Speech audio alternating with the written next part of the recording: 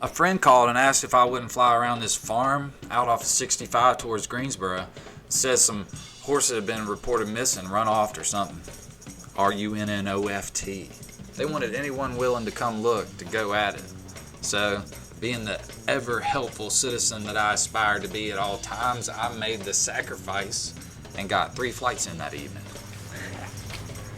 There were a lot of little ultralights and general aviation that were called upon if they were in the area to look for these horses, and there's one of them.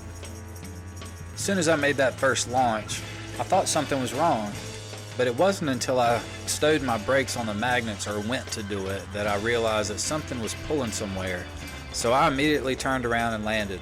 The landing zone was right there, and I wasn't in any kind of hurry. First flight down. Not very helpful to the horses, I have to admit. I think it was a tip steering toggle that was running around my risers all wonky, causing just a little bit of an autopilot, and not in a good way.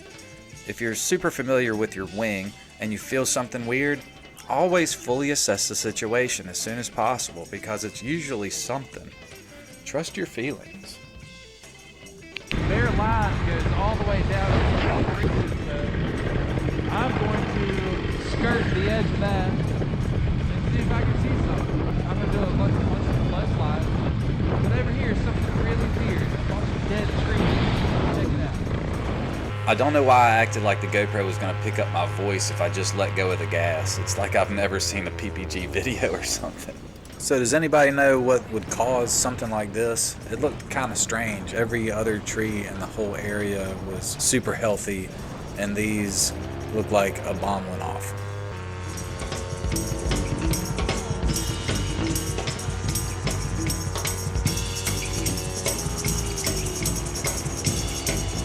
Check out these 2 little places that seem to be mowed.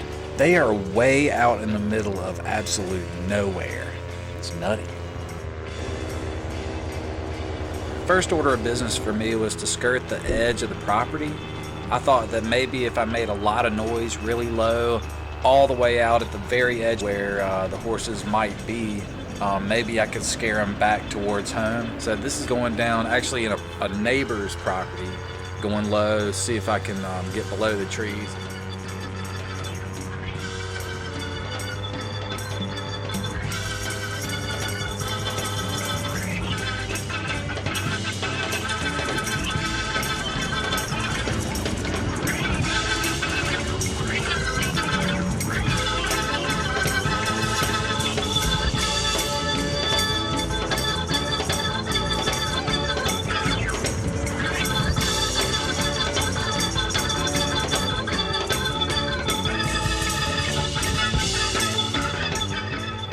Up on the horizon, you can see the main pastures of the farm I'm trying to encircle.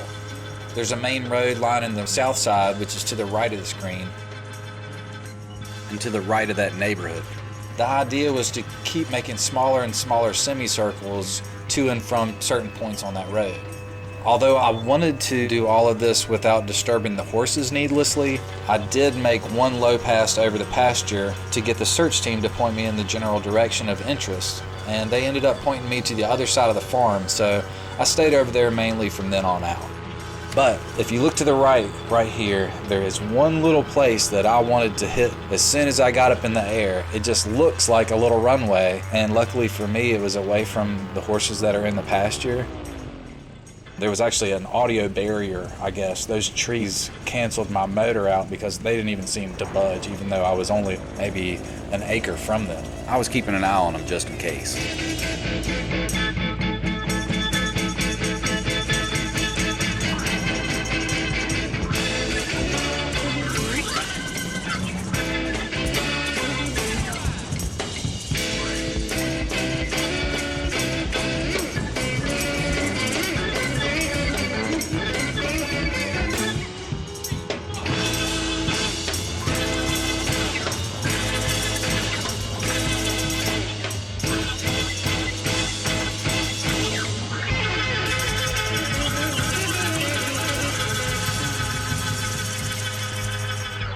Did something here for longer than I've ever done it, and probably longer than I'll ever do it again.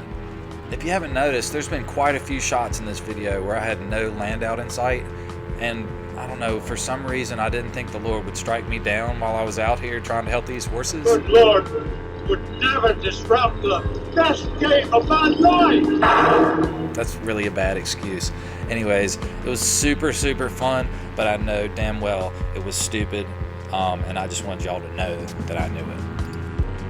I realized that I have spooked the horses a little bit, so I take a left and try to circle out, get away from them.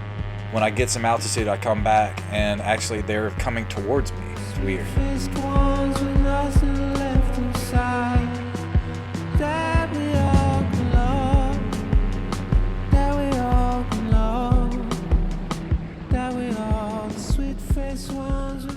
I really was wanting to land out that day, so I came down to check out this bald spot in the trees to see if it was suitable, but it really wasn't. It was kind of gnarly. Then my shadow on the trees caught my eye.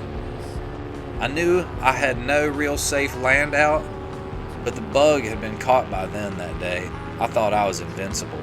Mesmerized by my own shadow like Peter Pan, I just sat there and just hovered over some stuff I would not want to land in.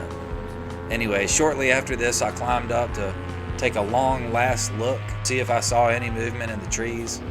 And after that, I just headed back to the field.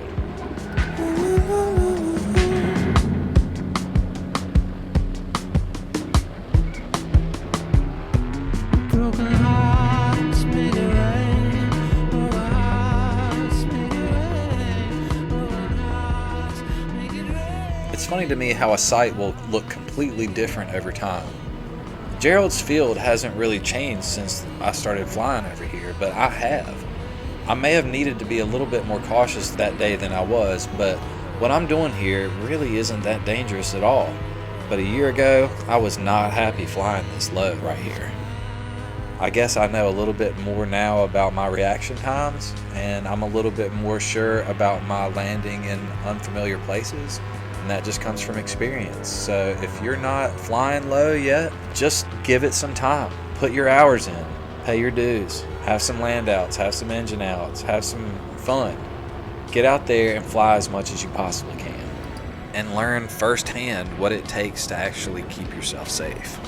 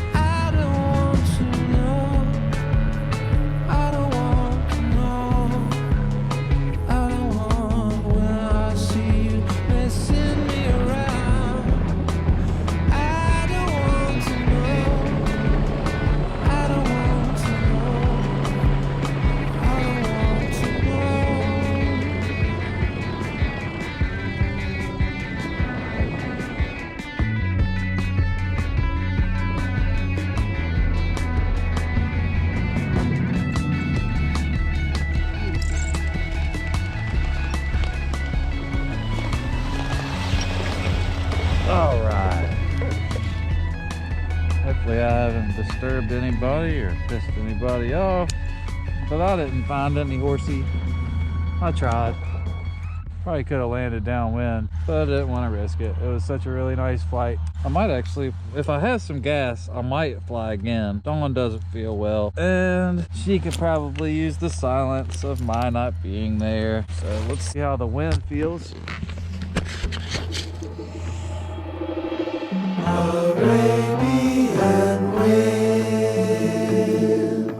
I'm gonna go fly again. I'm gonna take off again and see if I can land and park it next to my car, because it's kind of dangerous with those power lines over there. My layout kind of sucks, but I think it's gonna be fine.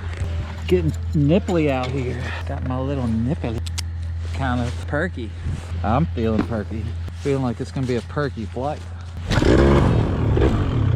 A little fish nibble. Got to go to the Lonesome Valley.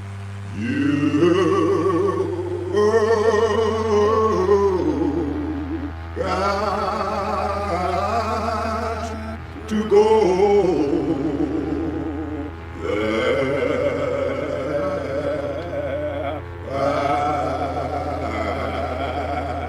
yourself.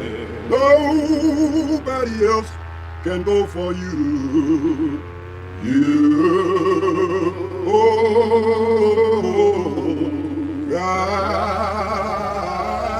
Got to go.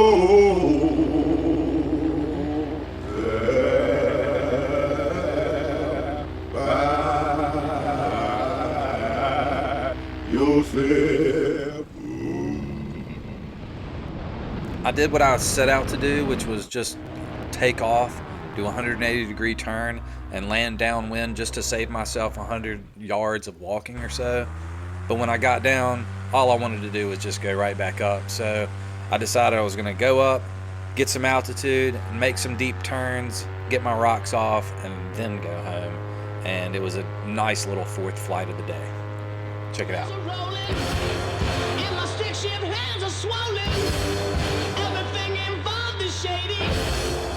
The big three killed my baby. Yeah, yeah, yeah. The big three killed my baby. No money in my hand again. The big three killed my baby. Nobody's coming home again. Why don't you take the day off and try to repair? A billion others don't seem to care. Better ideas are stuck in the mud. The motor's running on truckers' blood. Don't let them tell you the future's electric. Cause gasoline's not measured in metric. 30,000 wheels are spinning. And oil company faces are grinning. And now my hands are turning red. And I found out my baby is dead. Now that I've got a computer that can handle editing more than a 5-minute video without crapping out, you'll probably see more on my YouTube page. I've got a lot of flights recorded, and some of them are actually interesting. So I'm going to try to make a video about all the interesting ones and leave the other for, I don't know, deletion, I guess. Thanks for watching. Please subscribe.